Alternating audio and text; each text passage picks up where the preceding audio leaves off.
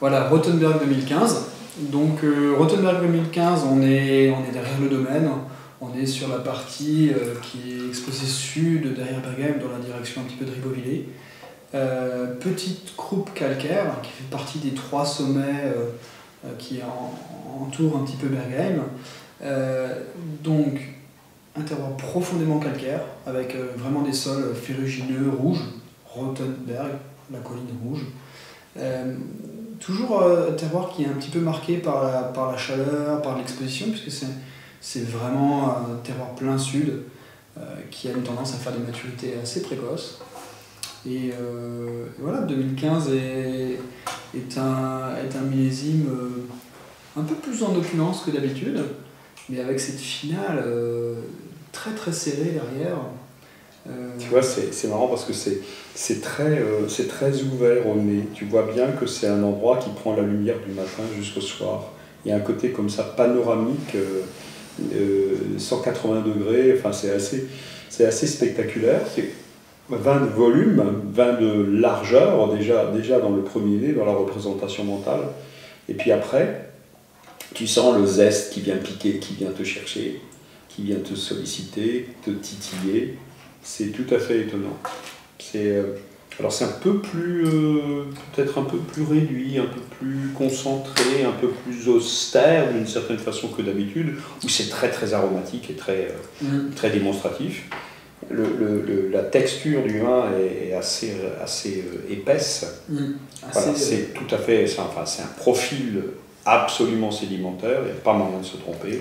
Il y a une forte acidité sur le citron. C'est vrai que c'est vraiment, pour moi, c'est vraiment la finale qui fait le Rothenberg, quoi. C'est du zeste, voilà, c'est du zeste, alors, ça s'arrête pas, et on envoie les petits amers, et on envoie il faudra il faut qu'il avance encore un peu. Ouais, ça doit mais fais attention, pas trop, parce que tu vois, si ça l'alourdit un peu, si tout à coup il y a un peu trop d'alcool, tu perds une partie de cette énergie. Et donc, s'il continue comme ça gentiment à buller sans se faire trop de soucis, on suit le truc et on le remettra au froid pour être tranquille et puis aller au bout sur cette tension-là, parce que tu sais, quand tout est fini, là, le 15, je crois que les gens vont être, en goûtant ces vins, vont être quand même un peu surpris, quoi. Parce qu'il y a une tension dans ces vins-là, il y a une concentration de l'acidité qui est... Ouf. Je pense que ça rejoint un petit peu notre travail et le pari qu'on a pris en 2015, qui était de dire on travaille toute l'année pour avoir une vraie structure acide, une profondeur dans la structure acide. Et donc c'est pas parce qu'on est sur un millésime chaud qu'on va aller en manger en immaturité pour garder quelque part de l'acidité pas mûre. Voilà. On voulait un raisin mûr avec une vraie profondeur de bouche. Et finalement, eh bien, quand le travail est bien fait, il y a une vraie salinité en finale qui tient les vins. Et tu as un équilibre entre l'affirmation au nez et ce que tu retrouves en bouche. Donc c'est vraiment la clé du pépin mûr. Tu vois. On l'a vendangé pépin mûr. Et donc j'ai une cohérence dans le vin, j'ai une expression du lieu.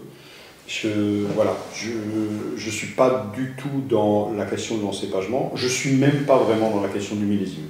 Donc le pépin mûr, c'est une espèce de porte qui ouvre sur le terroir, dans ce qu'il a de plus stable, de plus accompli, de plus immobile aussi. Voilà, ça nous dépasse un peu et c'est pour ça que c'est touchant comme vin. C'est magnifique.